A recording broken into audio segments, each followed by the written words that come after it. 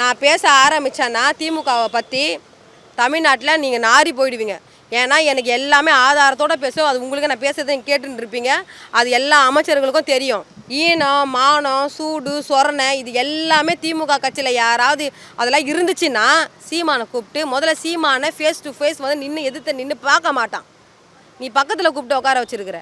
Big பாஸில் இருந்து big பாஸில் சண்டை போட்டு அங்கே டவுசர் ஜெட்டி போட்டு இது போட்டு ஜாக்கெட் போட்டு நடிச்சவெல்லாம் இன்றைக்கி வந்து கொள்கை பேசுகிறா, இன்றைக்கி சமூக நீதி பேசுகிறா, பெண் விடுதலை பேசுகிறா, சுயமரியாதை பேசுகிறா. அதை நீங்கள் ஒரு இயக்கத்தில் வந்து நீங்கள் வச்சு அவளை வந்து முன்னிலைப்படுத்தி அவகிட்ட இருந்த ஒரு வீடியோ வாங்கி அதை டிவிக்கு எதிராக நீங்கள் வந்து பரப்புறீங்க. அதெல்லாம் யார் பரப்புறீங்க எனக்கு நல்லாவே தெரியும். என்னை போல் தமிழ்நாட்டில் ஏதாவது ஒரு தலைவர், ஆண் தலைவரை காமிங்க, பெண் தலைவர் கூட உங்கள் ஆம்பளைங்களை யாராவது ஒரு காமிங்க. என்ன மாதிரி போராடி சிறை கண்டவங்களை, என்ன மாதிரி நேர்மையாக அரசியல் வியாபாரம் பண்ணாமல் எவங்கிட்ட ₹1 வாங்காமல் நேர்மையாக இன்றைக்கி போராடின்னு இருக்கிறேன்.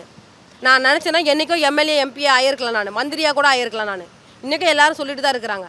ஜெயலலிதா அம்மையார் இருக்கிறப்பவே வந்து அந்த அம்மா கிட்ட போய் நின்று இருந்தால் இன்றைக்கி நான் மினிஸ்டர் ஆகியிருப்பேன். நான் ஏடிஎம்கே கட்சியே இன்றைக்கி நான் தூக்கியிருப்பேன். நான் அப்படி நாங்கள் செய்யலையே. எங்களுக்கு எங்களுக்கு பண ஆசை கிடையாது, அதிகார ஆசை கிடையாது. மக்களுக்கு நல்ல சேவை செய்யணும், மக்களுக்கு நல்லது செய்யணும், மக்களுடைய உரிமைகளை மீட்டெடுக்கணும், தமிழ்நாட்டு கல்ச்சரை பாதுகாக்கணும், பண்பாடை பாதுகாக்கணும். இதுதான் எங்களுடைய குறிக்கோள். எங்களுடைய கோட்பாடுக்காக நாங்கள் வாழ்ந்துட்டு இருக்கிறோம். போன கவர்மெண்ட்டில் எந்த திமுக இருந்த அமைச்சர் இவங்களெல்லாம் யாரை வர வச்சுருக்கீங்க, யார் இவங்களுக்கெல்லாம் பணம் டிஸ்ட்ரிபியூட் பண்ணுறது, இது எல்லாமே எனக்கு தெரியும். எனக்கு தெரியாமல் ஒன்றுமே கிடையாது. நான் எல்லாரோட டீட்டெயில் தூக்கி வெளியே விட்டேன்னா, நான் பேச ஆரம்பித்தேன்னா திமுகவை பற்றி தமிழ்நாட்டில் நீங்கள் நாரி போயிடுவீங்க. ஏன்னா எனக்கு எல்லாமே ஆதாரத்தோடு பேசும். அது உங்களுக்கு நான் பேசுகிறத நீங்கள் கேட்டுன்னு இருப்பீங்க. அது எல்லா அமைச்சர்களுக்கும் தெரியும்.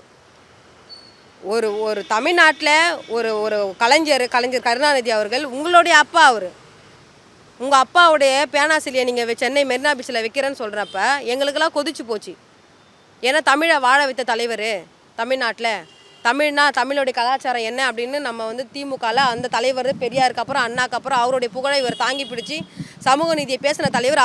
அவருடைய நினைவாக ஒரு பேனா சின்னத்தை வைக்கிறப்ப உடைக்கிறேன்னு சொல்கிறானே, அப்போ அவன் வாயை உடைக்கணும்னு நாங்களாம் களத்தில் இறங்கி போராடணும். ஆனால் இன்றைக்கி உங்களுக்கு சூடு, அதாவது சுயமரியாதைனா என்னன்னு தெரிஞ்சவன், சமூக நீதியை காக்கிறவன், பெண் விடுதலையை வந்து போட்டுறவன், உப்பு போட்டு சோறு திங்கிறவன், ஈனம், மானம், சூடு, சொரணை இது எல்லாமே திமுக கட்சியில் யாராவது அதெல்லாம் இருந்துச்சுன்னா சீமானை கூப்பிட்டு முதல்ல சீமானை ஃபேஸ் டு ஃபேஸ் வந்து எதிர்த்து நின்று பார்க்க மாட்டான். நீ பக்கத்தில் கூப்பிட்டு உட்கார வச்சுருக்கிற. உங்களுடைய தலைமை நிர்வாக செயற்குழு உறுப்பினருடைய திருமண நிகழ்வில் நீ சீமானை இன்வைட் பண்ணி வேணுமுன்னே வர வச்சு நீங்கள் பக்கத்தில் உட்கார வச்சு பேசி அதை ஒரு காணொலியாக எடுத்து நீங்கள் பரப்புறீங்கன்னா, நீங்கள் சீமானுக்கு இன்னும் செய்யாமல், சீமானுக்கு நீங்கள் என்ன கொடுக்காம நீங்கள் வந்து அந்த வேலையை நீங்கள் பார்த்துருப்பீங்க. அப்போ உங்களுக்கு நாங்கள் ஆதரவாக நின்று உங்களுக்காக நாங்கள் போராடி, இந்த மக்களுக்காக நான் களத்தில் நின்று போராடி உங்களுக்கு ஆதரவு தெரிவிச்சு, அப்போ நாங்கள் எங்களெல்லாம் பார்த்தா உங்களுக்குலாம் கேன என்ன தெரியுது. அதுலேயும் அந்த கட்சியில் ஒரு ஆள் இருக்கான் பாருங்க, ஆர்எஸ் பாரதி. அவர் என்னமோ ஜமீன்தார் வீட்டு புள்ள மாதிரி. அவர் ஆலந்தூரில் நகரமன்ற தலைவராக இருந்த ஒரு சாதாரண ஒரு நபர் திமுக கட்சியில். அவர் என்னமோ இப்போ வந்து ஜமீன்தார் வீட்டு புள்ள மாதிரியும். அவர் அண்ணா அறிவாளத்தில் போய் பாருங்கள், அவர் சேரில் உட்காந்துட்டு அவர் பேசுகிற தோணியும், அவர் பேசுகிற அந்த தென்னாவட்டில் பேச்சியும். டிவிகேக்கு நான் ஆதரவாக பேசுகிறதுக்கு காரணம் தம்பி, என்னுடைய முகநூல் பதிவில் போய் பாருங்கள். நான் எந்த டைமில் எந்த நேரத்தில் அவங்க நான் ஆதரவு தெரிவிச்சிருப்பேன்னு. சீமான் வீட்டுக்கு எப்போ அந்த திமுகவுடைய அமைச்சர் வந்து இந்த மாமஞ்சீரு மயிருஞ்சீருன்னு எத்தனை போனான் பாரு, அன்றைக்கி தான் நான் செருப்பால் என்னையை அடிச்சுக்கினேன். அதனுக்கப்புறம் அவங்களுடைய கட்சியோடைய பொறுப்பாளருடைய திருமணத்தில் உட்கார வச்சு பேசுனாங்க. அதுக்கப்புறம் ஒரு இயக்குனர் இருக்காங்க பாருங்க, அந்த ஆளுடைய திருமணத்தில் உட்கார வச்சு பேசுனாங்க பாருங்கள். அப்போவே இவங்க கதை முடிஞ்சிச்சு.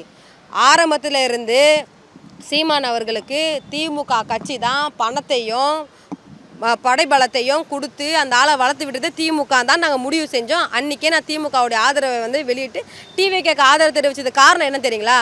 நாங்கள்லாம் களத்தில் நின்று ஒவ்வொரு அரசு அலுவலகங்களில் என்ன நடக்குது நல்லா களத்தில் நேரடியாக போகிறவனாலாம். நான் கட்சி தலைவராக இருந்தாலும் மக்கள் பிரச்சனைக்கு நேரடியாக போய் களத்தில் நிற்கிறவன் நான். இப்போ ஒவ்வொரு அரசு அலுவலகங்களுமே பாருங்கள், லஞ்சம் ஊழலை கிடையவே கிடையாது, நடுங்குறாங்க. எல்லா அரசு அதிகாரம் நடுங்குறாங்க.